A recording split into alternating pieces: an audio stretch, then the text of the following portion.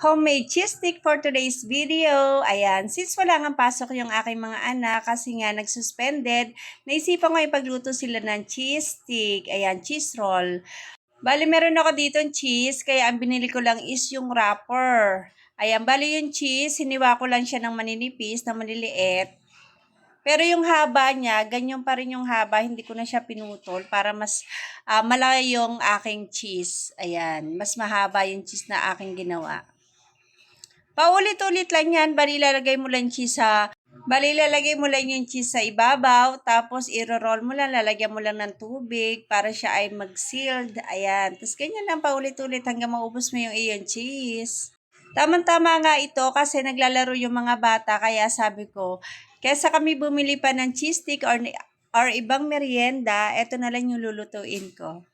Ari na nga, natapos ko na yung pag-roll ka ng cheese. Ipiprito na natin. Ayan. Diba? After ko nga maprito, inilagay ko na nga siya sa plato and then nilagyan ko na nga siya ng cheese powder para mas lalong sumarap ang ating cheese stick. Ayan.